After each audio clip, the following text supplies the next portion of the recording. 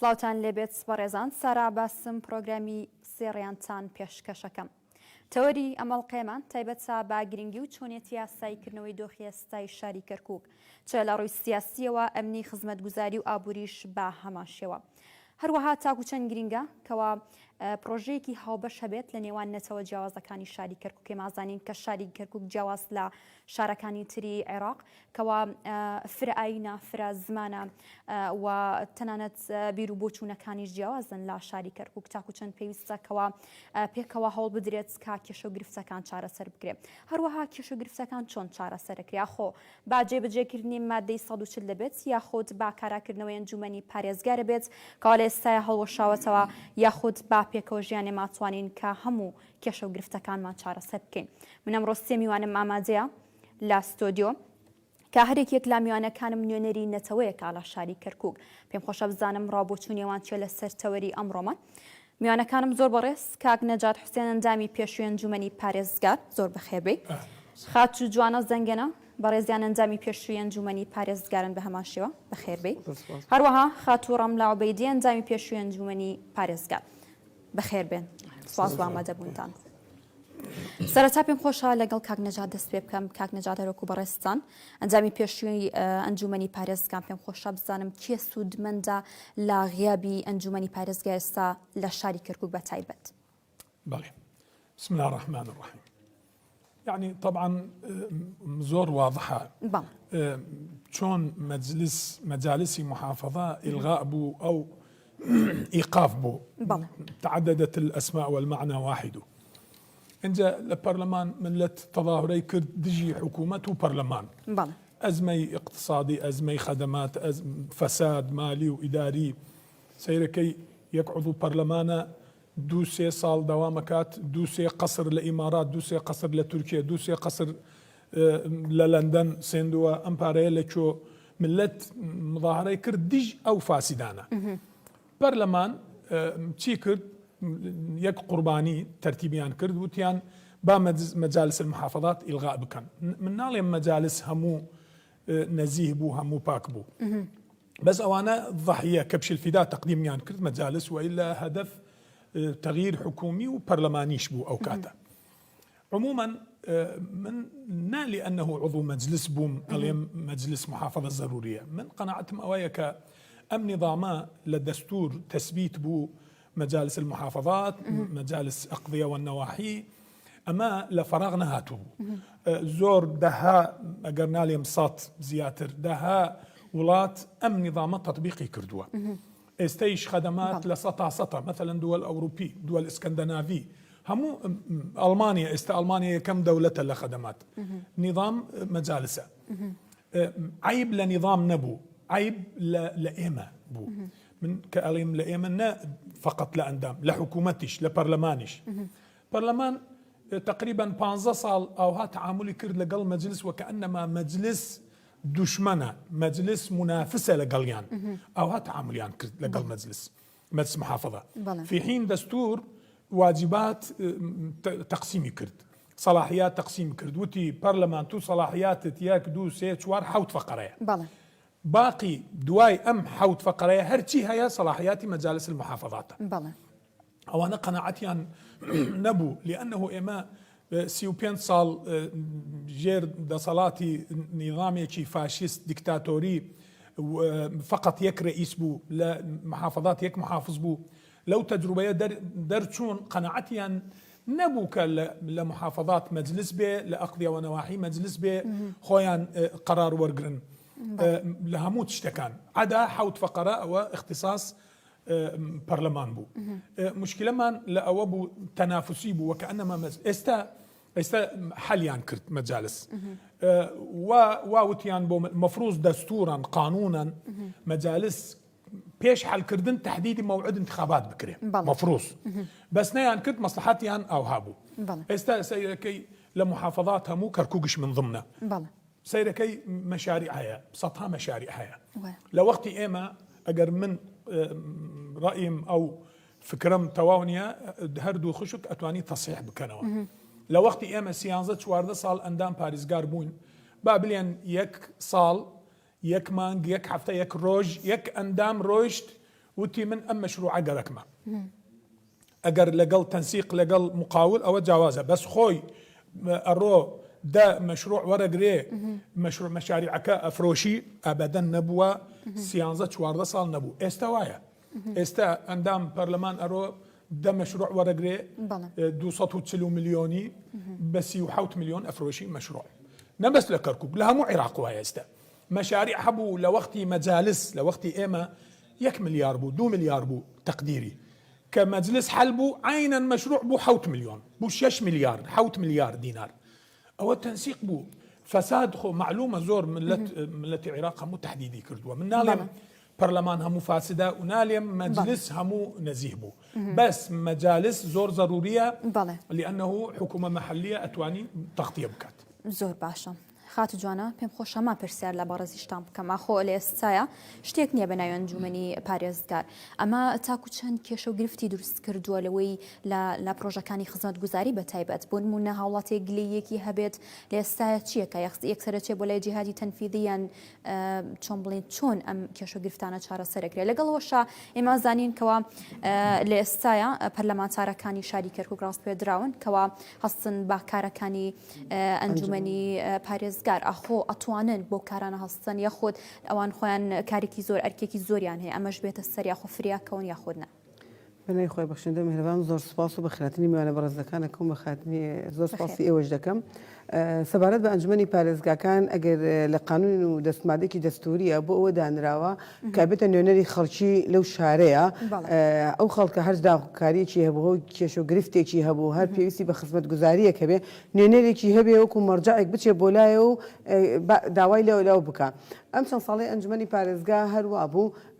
داواکارەکان لە هەر گەڕک و شوێنێکە کە پرۆژیان هەبووە داواکاریێک کێشەیەکیان هەبووە ئەچوون بۆ لژنەکانی ئەنجومەن نەبیاوە گەیەندرا بەلانی تەنفیزیە بۆیە ئەنجومەن کە ئەوترێت زەرورە واتە نوێنەری خەڵکەکە بوو لەویا لەوێ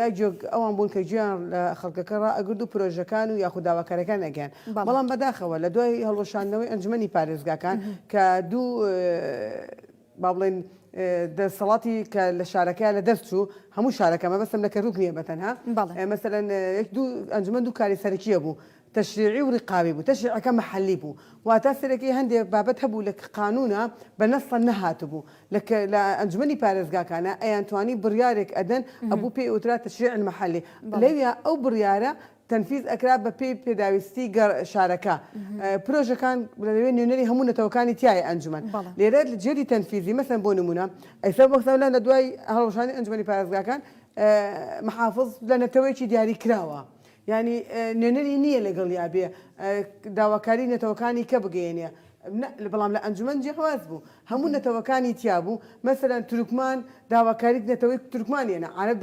داواکاری نەتەوەی عەرەبیێنە کوردەکان و مەسیحەکانیش بە هەمان شێوەت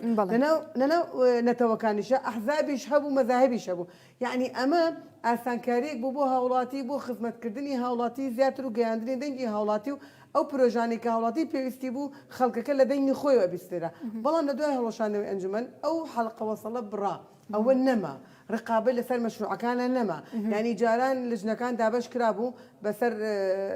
پرۆژێ لە شارەکان و لە قەزکرد ئەو گەڕگەکە ئەو مەشروعی نایە مەشروعیان قەزانەحیەکانیش ئەو مەشروعی نایە مەشروعی کەوێ مەشروعەکە ڕەف دەکرا بە پێی پێداویستی و داواکاری هاوڵاتیەکان بەڵام ئێستاکە جێتی تەنفیزی تەنها یەک لایەنە تاکلایەنە بۆ خۆی ئەو بڕیارەدا پەرلەمانیش یەکی لە خەلەلەکانی کە کردی وەکو کاک نەجات ڕوونی کردەوە کە کەرکووچ باڵێن ئەنجمەنی پارێزگاکانی کردا قوربانی خۆی بۆی خۆی بپارێزێ هەستا بڕیارێکی دەرکرد کە پەرلەمانتارەکان نوێنەرایەتی ئەنجومەن بکو لە جێتیەوە کارکەن پەرلەمان کارەکانی دیاریە وەمانەوەی لە شارەکەشا بۆ کاتێکی دیاری کراوە یعنی هەموو کاتەش ناو شارانیە ناتوانێت تەواوستێکی زۆر لەگەڵ خەڵکا بکە ناتوانێت ڕۆژانە لەگەڵ خەڵکا بێ ناتوانێت ڕۆژانە چاودێری پرۆژەکان بکە و چاودێری دام و دەستگا حکوومیەکان بکە بزانێت چۆن ئەو پرۆژانە جێبەجێکرێت ئێمە یەکی لە ئیشەکانی ئەنجومەن تەنانەت سەردانی خستەخانە و سزنەکانیش ئەکرا بە دەوری بزانیت چۆن مامەڵی لەگەڵ ئەکرێت چۆن هەڵسوکەوتیان لەگەڵەکە خزمەتگوزارەکان بەڵام پەرلەمانتار ناتوانێت ئەو بکە پەرلەمانتار لەوانەیە لە کەیسێکی گەورەیە بێ ئەوش کە زانی بۆ ڕێی عام دی قسەی تیاکە بەڵام ناتوانێت زۆر بە وردەکاری لەگەڵ ناو شارەکەیە بێ بۆ ئەوە کە وای کرد خەڵکەکە ئێستا نیگەرانێکی زۆر بوو ئەو ئەنجومەنەی کە هەڵیان وەشانە بە بیانووی ئەوەی کە خەڵکی داواەکە ئێستاکەوا بەرنامەدانراوەتەوە چونکە حکوومەت دەرکی بەوە کرد هەر پەرلەمان خۆشی دەرکی بەوە کرد کە بڕیارێکی هەڵەبوو بۆیە ئێستا ئەیانێ وا تاوتوێ و گەڕانەوەی ئەنجمەنی پارێزەکان لەسەر ساحەی پەرلەمان و ساحەی سیاسیایە بۆیە چکە ئەزانن شارەکان بەبێ بوونی العالم المتحضر والمتمدن. لكن للأسف كان هناك سوء تطبيق ببعض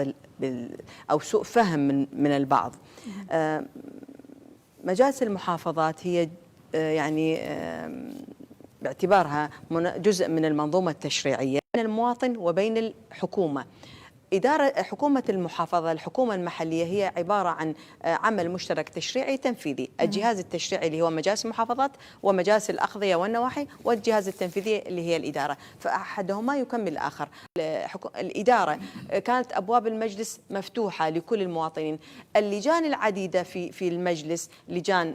تخص المشاريع، لجان تخص المرأة، لجان تخص حقوق الإنسان، التربية، التعليم، هذه مراجعات مستمرة، متابعات مستمرة للدوائر اللي هي أكثرها دوائر خدمية، البلدية، الماء ومجاري، كلها لغرض خدمة المواطن.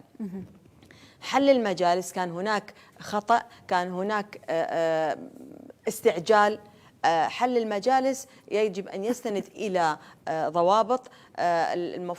تركت الإدارات بدون جهة رقابية. الإدارة تركت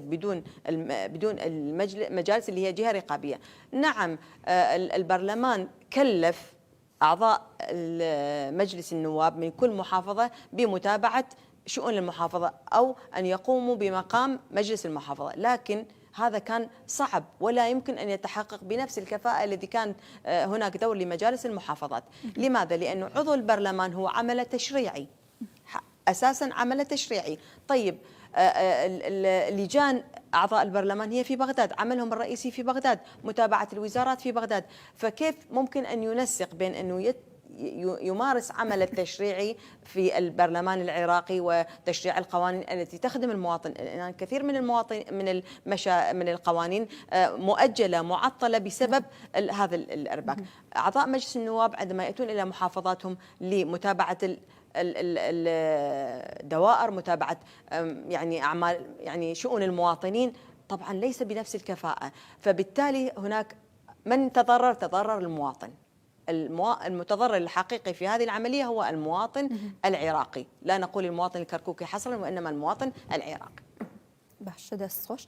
کاک نەجات،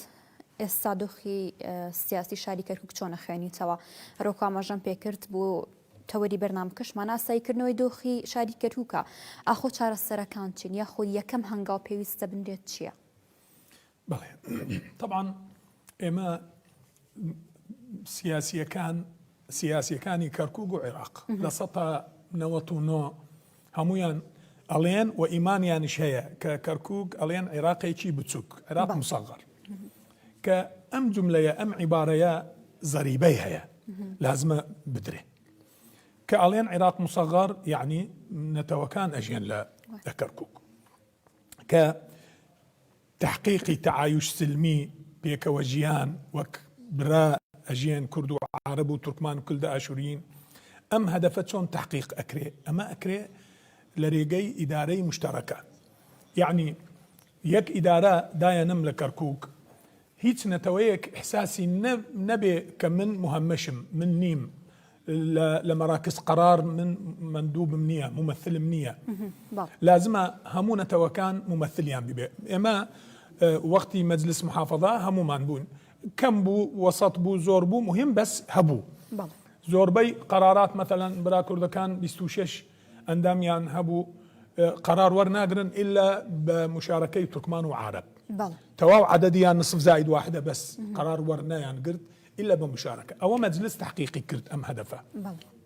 نسبي ناقصة تاسط، بس استاكا سيركي مثلا محافظ عربي أو كردي أو تركمان بي، أجر يك محافظ ليك نتوا به دون توسيع نتوا بالتأكيد لسطها اشترى زنابا، لأنه حتى أجر عدالة تحقيق كراوة خوي اطلاعي نية، لازمة يك حكومة تشكيل ببيع، يك إدارة تشكيل ببيع لكركوك لهمونة وكان استاكا من زور تعجب أكم سواء كان محكمة اتحادية أو حكومة مركزية. زور مشاكل هي دو سي بين شش ده صالة ماوى لأوراق كسب حالينية مع العلم حلي يكسعت حاجتي هي مثلا لكركوك من زور التعجب كم أو سير رئيس وزراء عادل عبد المهدي دواي كاظمي استيش سوداني سنة توا سير رئيس وزراء هاتوا حلي كركوك زور آسانة استا صلاحياتها مو بدسيانة او كاتم مجلس محافظة لازم محافظ نائب محافظ تصويت أم لا أو لا استا حاجتني أمر لا يانا بيك أمر إداري حل أكام مشكلة مثلا محافظ لبرا عربكان دون نائب داينم يك لبرا كردكان يك لبرا عربكان استبرا كردكان قبولنا كان اليان إلا محافظ من اليوم أما حل عامة مهم يك محافظ دون نائب محافظ ببي تمثيلي هر سنة توا بكات بابي توار بكل داشوريش بابي قرارات آراء توزيع مشاريع همو أمسي توار كس كدانشي محافظ وسي نائب لسينة توكان توارنا توكان إنجا أو كاتا زور مشاكل ما نحل أكري أو كاتا كس ناتواني قلي بكات ألين مثلا يكي لبراكور لكان ألين مشاريع مان كما أو باشنية خو ممثلة هيا نائب محافظ كردي هيا أو محافظ كردي عرب مهم يكنا توهيا مناقشة بكات مسائل ترهيم بكات أو مشاكل كجركيتي بكري ناكري لأنه لمركز سلطة هرسي توارنا تودانشتوا من قناعتم أويا حل كركوك أويا بزان وقتي صدام كركوك تعريبه خو واضحة شوار فتو بنجا هزار لبرا عربكان هاتيان يكم روج كهاتيان تعليماتي حزبي بعث او ابو كبرون تركمان وكرد دشمني ايويا ما قيد بن دصال ليرا اجين لقال ايما بون براه استبزان دواي روخاني ريجيمي بعث كاليبو عربكان درتون درناتن الين والله يما فير كركوك بون كردمان براه خويان هاتن بعكس الهدف اذا سير كي ريجيمي بعث هدفي سياستي تعريبي كركوك بو نتيجة شبو برا كردكان هاتيان حكميان كرد سيان زصال برا كردكان يانش اشتباهيان بو غلطيان بو عينا برا كردكان سطها هزار انجن مالي مو خلق كركوغنية خلق كركوغا بس سطها هزار شيء خلق كركوغنية قركيان تكريد اگر تركمان جدي قركيتي تتريكي كركوك بكري هر فاشلة به هرسي نظرية عنصرية فاشلة حل يكا برام برمان بيكا وجيان بقناعات نبا بزور او بفيل يلا بافتريك بابزان شلون بيدواي حل اي كان لازم بقناعات منك تركمان قناعات ببي وايش بكم لسر اما ولله الحمد من خلق كركوك شاهده لموضوع احتمال هنديكي لبرا تركمان كان قوميه كان رازينين من والله زور دهاجر وتما من ممثلي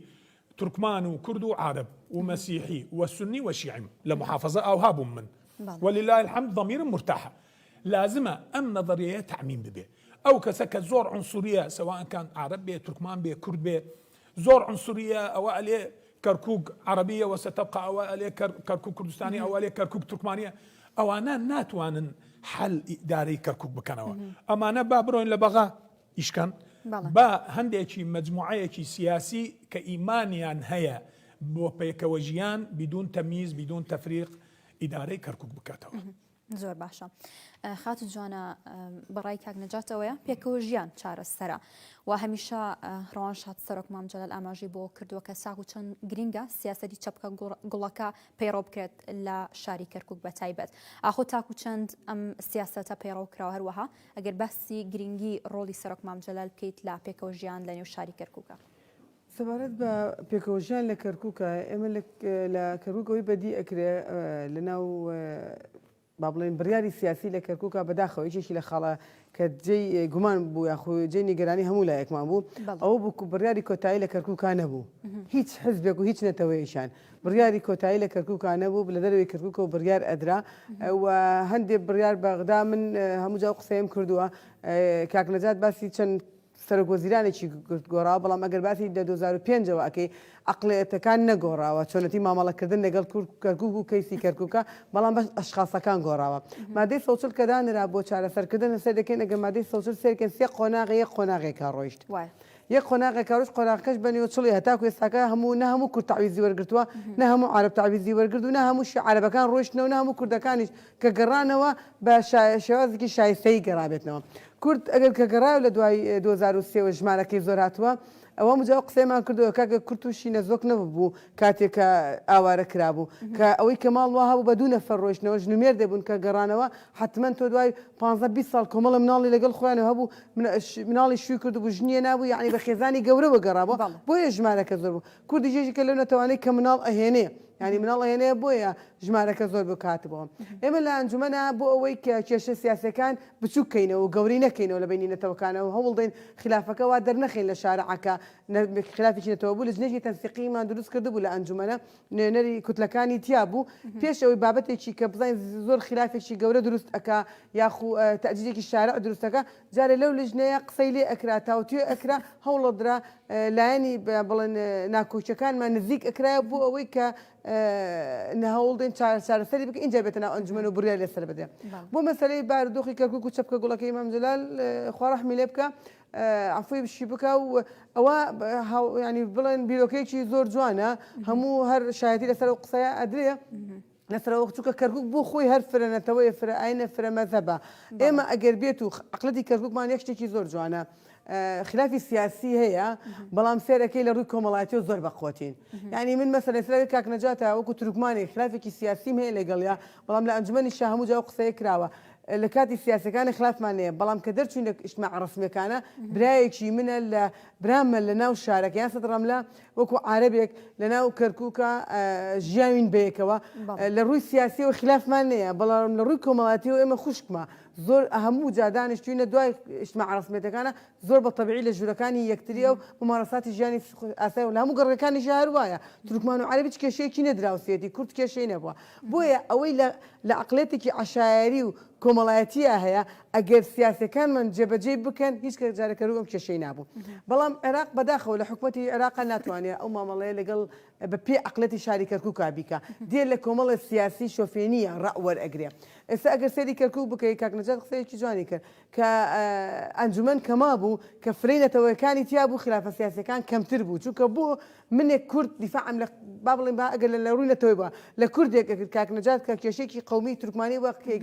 سترەملەش وەکو عەرەبێک دیفاعی لە خۆیە کرد ئەو کاتانە خەڵکی شارە ئەیزانی نوێنەری هەیە بەڵام ئێستا نوێنەرمان نییە. ئێمە کوردەکان ئێستا لە دوای 16 ئۆکتۆبەر یەکێک لەو کێشەکانمان کێشەی عەرزە کە عەرەبی هاوردەکان وەختی خۆی عەرز دراوە پێیان بە عقودی زراعی کە ئەسڵە خەڵکی کەرکووک ئەسڵەکەی هاتەوە داوای عەرزەکەی کرد و وەریگرتەوە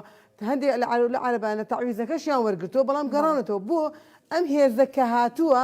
ینی بەداخەوە ئەم هێزە نەیتوانی خۆی بسەلمێنەیە کە هێزێکی عێراقیە پشتیوانی هەمومانەکە بۆیە خەڵکی کەرکووک ئێستاکە بەشێک لە کوردەکەیە هەست ناکە ئەم هێزە هاتووە بۆ پاراستنی ئەویشە ئەمە وای کردووە کە هێشتا دڵە ڕاوچەیەک دروست بووە بەڵام ئەگەر بێت و بتوانن ئیدارێکی مشتەرەک و هێزێکی ئەمنی مشتەرەک دروست بکەین لە کەرکووکە دەسەڵاتی ئەمنی بگەڕێتەوە سەر دەستی پۆلیسی کەرکووکە هەموو نەتەوەکان پێک ئێنێ ئەو کاتە ئەو دڵتەمینیە و ئارامیە بۆ دەرونی خەڵکەکە ئەگرێتەوە ئیدارە مشتەرەکەش دروست بکرێتەوە بکە پێداویستی و داواکاریەکانی هەموو خەڵکی شارێکە و جێبەجێ بکە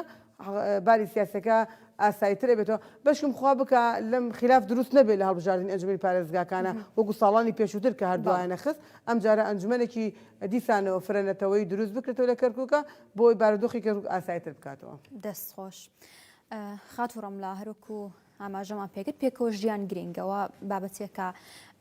مناقەشەی سەر ناکرێت کەوا تاکو چەند پێویستە لە ئێستاشە بۆ شاری کەرکووک بەڵام ئەبینی هەندێک لایەن جاربەجار لە بەیاننامەکان یاخود لە کۆنگرە ڕۆژنامەوانەکان هەندێک گوشەی توند یاخود زبر بەکارهێنن بەرامبەر بە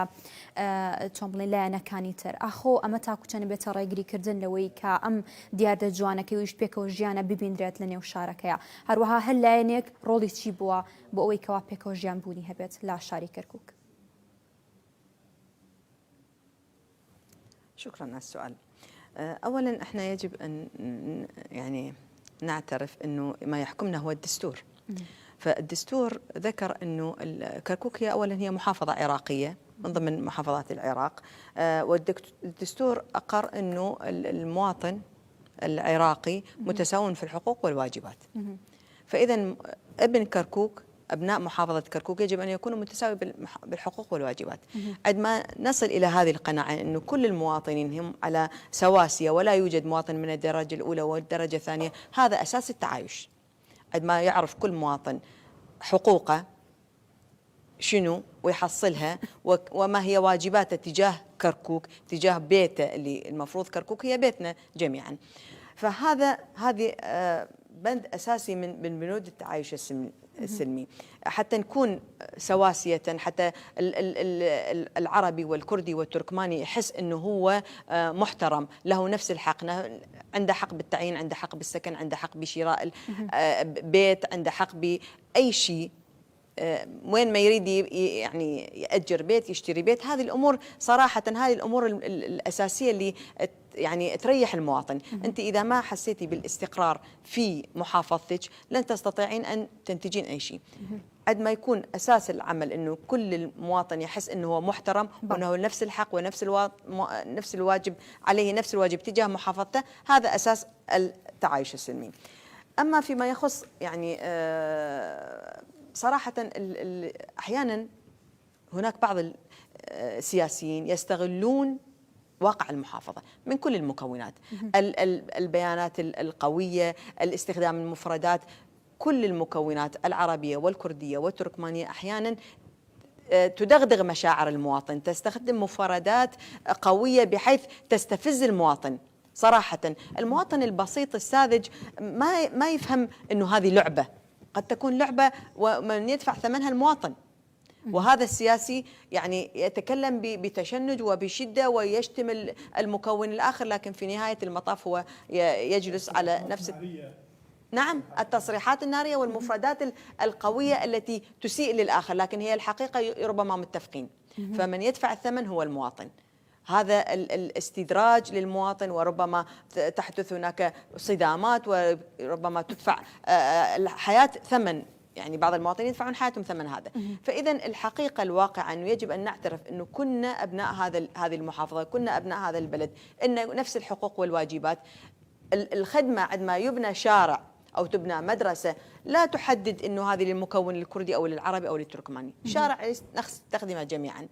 المدرسة نستخدمها، المستشفى نستخدمها. فإذا يكون هذا الشعور عندنا أنه العربي لما يحس أنه فترة من الفترات كان المواطن العربي ما يسمح بأنه يتملك، ما يسمح له أنه يجي يسكن بكركوك. المصطلحات اللي كانت تستخدم للتمييز بين المواطن، هذه المصطلحات تميز بين محافظة كركوك والوافد والنازح، هذه تسبب مشاكل. لكن احنا كلنا ناخذ نموذج بسيط. اثناء النزوح واثناء مشكله داعش هل فرق بين مكون عربي او كردي او تركماني، بين مسيحي او من تضرر؟ اول ما تضرر هم العرب، التركمان، الاكراد. فبالتالي هذه الامور كركوك كانت استقطبت كل النازحين من كل المحافظات، كانت ملاذ امن. بالتالي المواطن يعني حس انه هذه كركوك قدمت خدمه لكل العراق. ليش؟ لانه هذا رد جميل. في فتره من الفترات ابناء محافظه كركوك لما هجروا من الكرد سكنوا في سامراء، وهناك حي يسمى حي سامراء تابع الى محافظه صلاح الدين. سكنوا في الانبار ايضا، والتركمان ايضا. لا زال عندنا زملاء كل حياتهم عاشوها في حديثه. ليش؟ لانه ابائهم يعملون في الكهرباء في كذا. فاذا مثل ما سكنوا، إذا سكنوا يعني راحوا إلى محافظات أخرى بسبب قهري أو بسبب شخصي، فبالتالي إذن هم استمتعوا بحياتهم في المحافظات الأخرى. أو ربما أكو أكراد راحوا إلى الجنوب في فترة من الفترات. إذن هذا كان رد جميل. هذا دليل على أنه استقطاب محافظة كركوك والتعايش السلمي هذا أساس التعايش السلمي. عندما استقبلتي إنسان نازح بظرف معين، هذا دليل على أنه أكو مجال للتعايش السلمي في محافظتنا. فإذا التطبيق الحقيقي للتعايش السلمي أن يكون بين لكل مواطن له نفس الحقوق ونفس الواجبات، عليه نفس الواجبات. هذا كما أعلنها الدستور، هذا بند في بنود الدستور العراقي. إن كنا نؤمن بالدستور فنطبقه بهذه الطريقة. بله كاك نجات بيشوتر نازم اگر كومنت هي لسر قسكاني من يك نقطة هي من عليهم ملتي كركوك عموما لسطا بابليم نوتو بينت با بينت احتياط داين لسطا نواتو بينز لملتي كركوك تركمان بي كرد بي عرب بي زور متقدم لبيش سياسية كان موضوعي تركمان وكرد وعرب يك ورقة كوتي خشكي من يوتي لمؤتمر صحفي للقاءات صحفي سيركي قصة أكات همو نارية وك آقرة بس شو سيركي أرو لقل أو كاكايا سواء كان كرد بعرب بتركمان بلقل أو كسانك لشاشة برامبر ملت وقت دجمن تعاملي كان لشو شام بيك وايخون حتى سعد وانزيك من خوم من جارك وتم استيش اليم روجك يك خلاف بولا اجتماع مجلس محافظة لقل برا كردكان وتركمان كان بيني ايمو برا كردكان من وك عاجز بوم دوام روجتم بو مجلس كاكرزقار وتي حاجي بونا هاتت بو نان خواردن بيكوا وتم كاكا دوني ايما دوني شرمان كردوها شيء وتي فلان وفلان وفلان وفلان همو لاي من بو وتم والله من لم نفاقنات وانا متعامل بكم من كالظلم شكان لقلتو يك خلافهم بو لسر موضوعي كردو تركمان وحقوق ونازان بشي ناتو انا مقلب متصفيه بكم الا ام مشكله حل ببي سياسي كان وايا وقتو بي يا ريئكن بو أوا ملتي كركوك لهمونة توكان سيركي لحي صناعي برو سيركي يك شارع دقراجي هيا سيت شوار تركمانا بين شيش كردا عرب تك هيا لبازار لا شراكتي هيا ملت زور متقدمة لسياسية كان هزار خطوة نايك خطوة أو مهمة زور وإلا أجر مصيري كركوك بدس أم سياسية كان بونك أم بيصالة إيش كان لساحة استا كركوك بو وك سوريا بو خراب بو استا بس الحمد لله ملات تيجيشتوا موضوع تشينيا بس يك فقريش بزان وقت رجيم لناصرية استا يك حي هيا لأهوار الين حي التركمان نازان متين سطعي ما راح حاضري كردوبو أو كاتا إما تسفير كبو ناصرية ولله الحمد خوي تسفير بو إما هرماون أم نفسا من كحكم بدسم بو هرشي أكم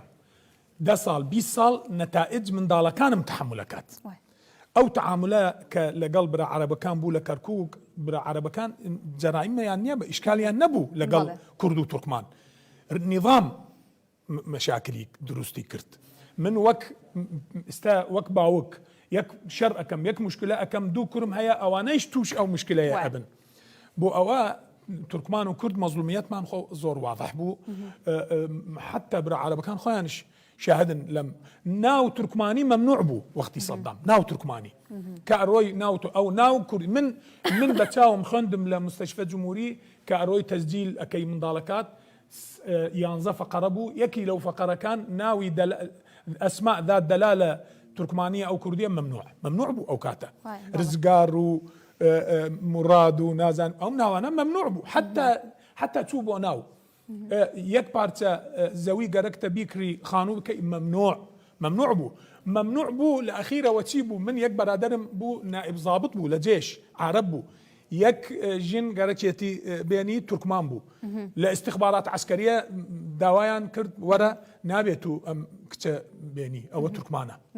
قايشت بو فقرية إما تركمان وكرد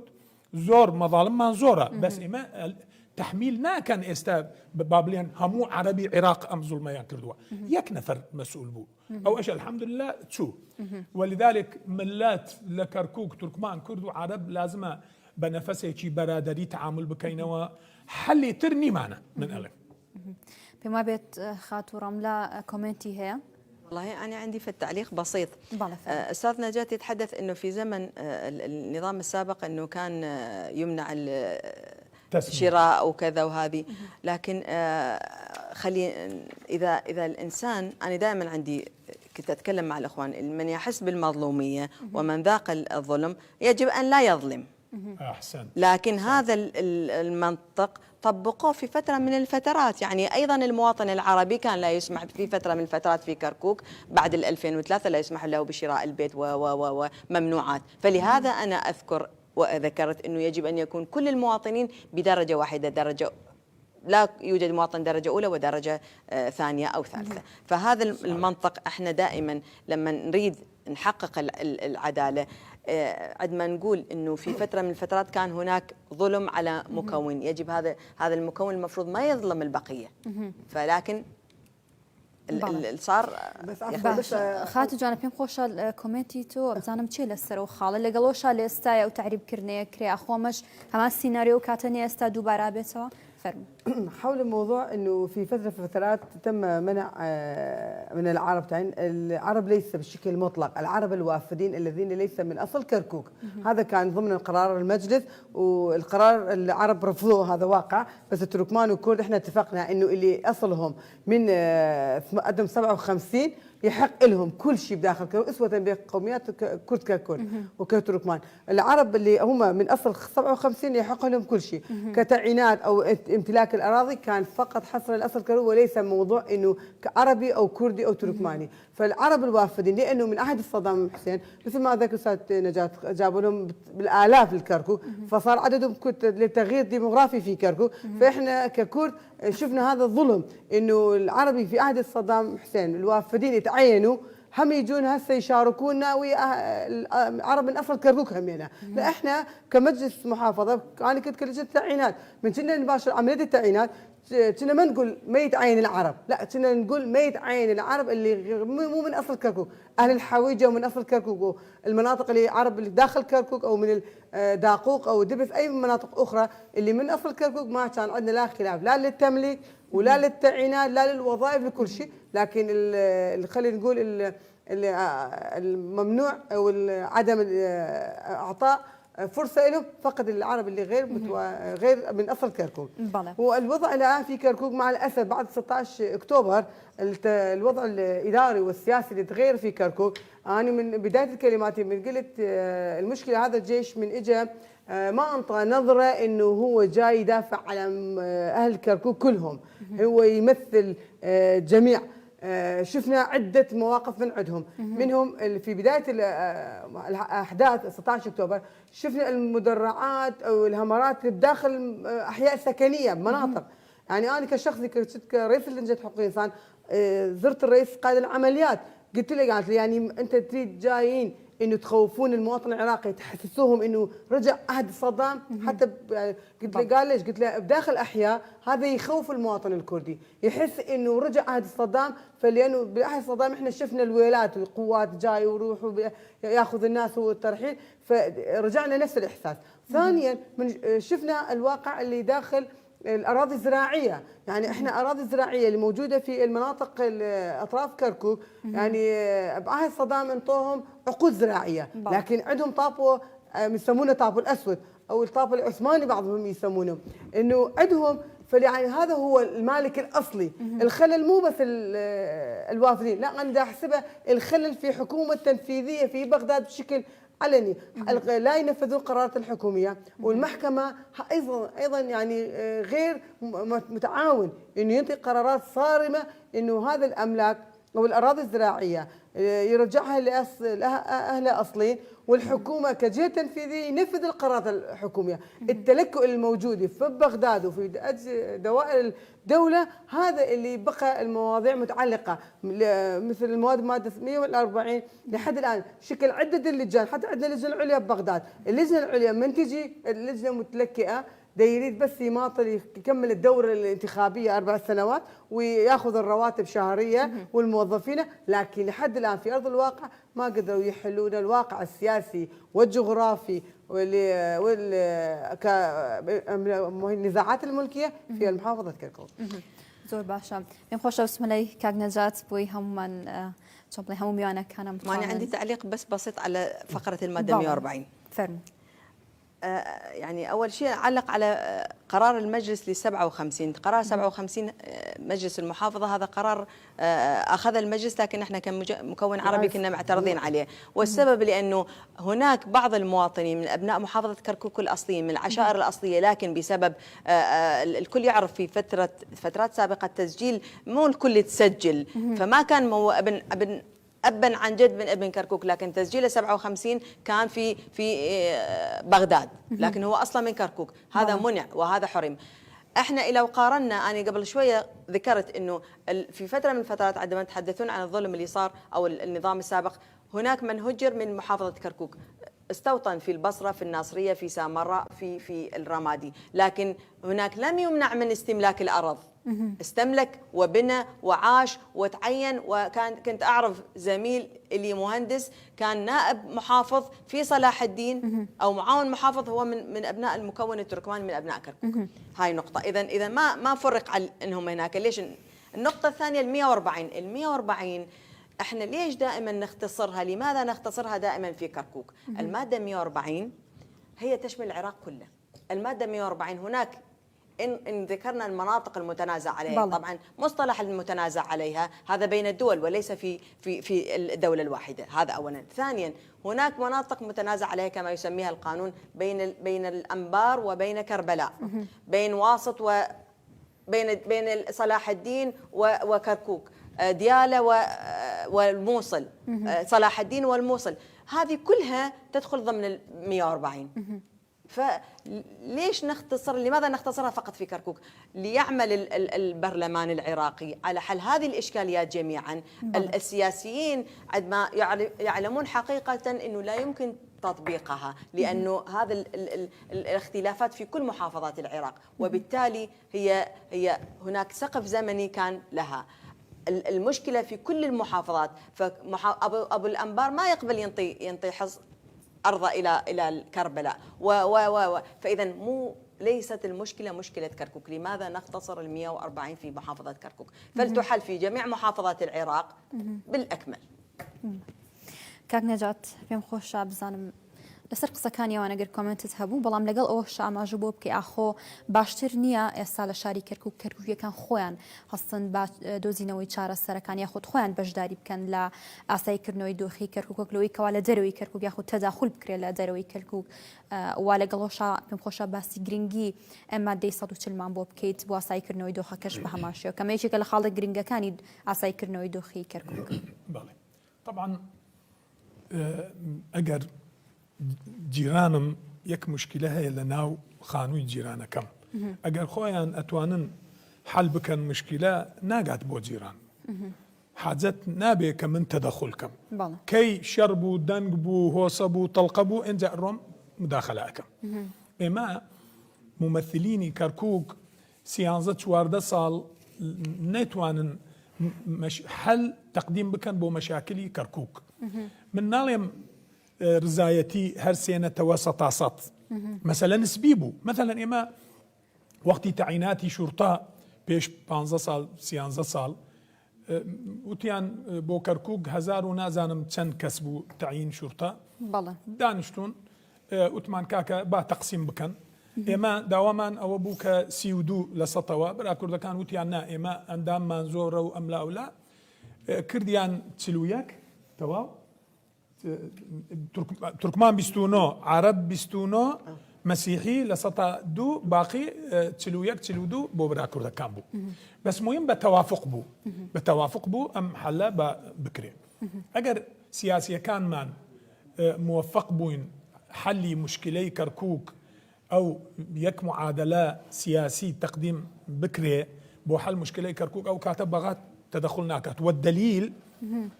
هما انتخابات مجالس محافظات ل 2005 بو، دواي ل 2009 لها مو عراق بو لكركوك نبو، دواي 2014 لها مو محافظات بو لكركوك نبو، دواي عين الله هجدا أوها بو نبو كاتفاق نبو. وتيان كاكا سنة توبرون اتفاق كان لسر يك فقرة يك قانون ورن إما تصويت كان لبرلمانوا اتفاقنا ينكر تأجيل بو انتخابات 2-3 جار تأجيل بو لأنه اتفاق نبو، اتفاق نتوان نتوكاني ممثلي نتوكاني كركوك حل بكنوا أو كاتب برلمان وتي أجر إيوا ناتوانن اتفاق بكن لسر حل إما حل دايما إنجا تن كرد رازية كان تركمان رازية كان عرب رازية أو إتر لا إيمايا. إذا مشكلة لا إيما بو ما داي سطوتشل سيفا قرا من دائما اليوم استاج تكراركم اليوم ما دس سطوتشل سيفا قرا كم تشتيا تطبيع تشيا يعني تطبيع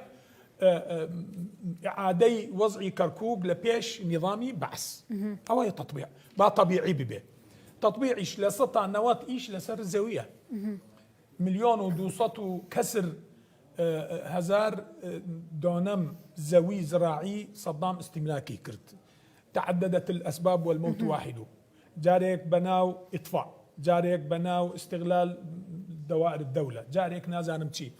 سطها هزار زوي استغلالي كرد إطفاء كرد لدوري بري بشير ويايتشي وتركلان تشي بوكاكا عليه والله مشاريع مان هي لقانوني نظامي بعث خوي عليه أجر يكزوي استغلال بو 5 سال زياتر مشروع دولة مشروع دروستي نيكرد لو لسر أم زوية أجريته بصاحبي خوي مسي و5 سال تواري مان كرد مشاريع إيش نبو خوزقة مشاريع بوا حتى إيش استفادة بكينوا أو كاتا أجر ما دستو تشل يكم فقرة لسطع نوات مستفيد تركمانة من قناعتهم زوي مان أجريته بدس ما نوا برا كردكان كرجيمي بعث رخاء بهيز بقوات بتشك بزويان همو قرانيان تقريبا 500,000 دونم بو بابليان شمالي وهنديكي لغربي كركوك همو قران برا عربكان خويان تركيان كردو رويشتيان برا كرد هات جوتيارا عليه أو زوي منها أما تركمان حتى يستانا قراتوا جنوبي كركوك برا عربكان دعميان بو لبرلمان ممثلي برا عربكان لكركوك زور سياسي بقوة لبرلمان أزانن شون إيش كان وتري قومي زور مهمة إن جاك قصة أكات لبرلمان أليكا تركمان كان قالك يعني عرب داريا كان نالي أم زويهين تركمان من نالي همو زوي بخو برا عربكان شخال كركوك زويان هيا هزاران ده هزار زويان هيا بس إما تركمان زوربي زوي لجنوبي ولا غربي ولا شمالي كركوك زوربي زويهن إيمي حتى استنا قريته أجر ما دستو تشل فعلا تطبيق كري أو أم زوية قريته بو ملتي تركمان همو أمايك دوم تيش خشك من وتي سطو تشل أو كاتك الدستور دروستي عن كرد برا كردكان وشيعة كان عرب سنة لقل أم فقرين أبو شيعة وكرد أم قانونا ما دستو تشل كرديان دستور ككرديان هردو طرف لازم مستفيد به برا كردكان استفاديان لكركوغو لدياليا عندي شيء اشكال كان نجات شون ياسايق ممشي عز للدستورة شون للدستورة به كاهم ولا كان لسري متفقنا من بين خوش دواتر لدنقدان است مثلا ايمال الدستور تركمان همو دنقدا بو دستور همو دنقدا بس زور بيدا بابلين تركمان شيعة كان دنقدان بو لانه وتيان اما مستفيدا لما من اوهالم اليم اما الديا جنوبش قرأتي استفادة بكات سي وتيان بوبرا كردكان أو كات أكثر يبون وتيان تصويت أكري لسطات تلو لسطات تل إمال كربلاء لنجف سطات بنجاو بينز نسبي زوي كربلاء ونجف نارديان بو أنبار أنبار ثلث العراق أجر أو أطرافا أتوانا اتفاق بكن بو تطبيق مادة سطو تل بو همو برا كردكان اليوم بشكة تركمان منعي كردوا ما ديسطوتشل تركمان ده صلاتي نية لبغى منع بكات حقيقي منع للجنوبة ممثلين الجنوب كصدوتشل دي الين ايميش كربلاء ونجف وبغداد وسامراء خوهين بغابو قرد دان بو اوام الين اما يك فكري وطني قركيتي حل بكري باشا دست خوش بكاتمان كما خات جوان اگر كومنتيك تيلا سرقصة كاني كاك نجات فرمو لا والله باشا لما ورا بردوا برياري او هبو كوادو سيمني شاري كرهوك لو وزارتي برگري او بغازري سوا بو وزارتي ناخو والله هنديك لاين رنگا بربستي كان دروست كرد بيت لبردمي اخو تا كوچن گرينگام برياري هو كاريو بربستانشتيا جاگر بكورتي بيت كاتي برنامج كمان كم والله بود ملفي امني اگر بدس دزگا امنيكاني كركوك بي بتابتي بوليسي ناخو شو لك همو بيكاتا كان بيكاتوا كسانك لبردوخي شاركه ازانه تركمان چون بیر اکاتوا اگر کرد بی عربی چون بیر اکاتوا بوی لو حالته اگر لا امان بی زور چاکتره من بو جبهه کردنی ماده صوتشل بی اگر نگرانه ام دوسیانه بی به هر بابتی که پیوز بکرکو من جاربا کو کرد گلیل نری کرد کم لبغدا اما کرد کات حکومتك پیک اهنی لهر کابینه هەیەکە پۆستی باڵا ئەگرین ئەگە بە سەرۆک هەریم بێ جێگری سەرۆک وەزیرانە جێگری سەرۆک پەرلەمانە چەند وەزارەتێکە ژمارەیەکی بەرچاوی پەرلەمانتارمان ئەبێ بەدەر لە وەکیلی وەزارەت شتەکانە بەڵام سیرەکەی مەلەفی کەرکووک نابێتە مەلەفێکی سەرەکی نابێتە مەلەفێکی حاسم بۆ داواکاری کورد لە بەغدا کە بڵێ من ئەم باخت بۆ نەکرێ ڕازی نابم بە حکومت ئەمە وای کردووە کەرکووک هەموو خولێکی پەرلەمانی مجرد خاڵێک ئەبێ لە ناو دانیشتنی پێکەنانی حکوومەت خاڵەکەش ئەو 4 ساڵە مماطەڵەی پێکرێ بۆ یەکە سێر بکەین لە دوای 16 ئۆکتۆبەر بەرەبەری دۆخی کەرکووک زۆر خراپتر بوو بەڵام ئێستاکە ئەبێ لەم خولەیانە ئەم پەرلەمانتارەکانمان یاخۆ ئەگەر ئەوانی نوێنەری حکوومەتن جەخت لەسەر ئەو بکەنەوە تاکە خاڵکە زۆر گرنگە ئێستاکە هەڵبژاردننی ئەنجومەنە بۆ کەرکووک گۆڕینی ئیداری کەرکووکە گۆڕینی مەلەفی ئەمنیە لە دەست حکوومەتی ئیتیحادیەوە بگاتەوە دەست پێکاتەکانی شاری کەرکووک. زۆر باشە خاتوڕم لە کاتمان کەماوە بە کورتی کۆتا وتەیە خۆت دوا پەیامی بەڕێستان چێ فەرمووت؟ والله حضرتك سألتي الأستاذ نجاة أنه هل يمكن حل مشكلة كركوك؟ أعتقد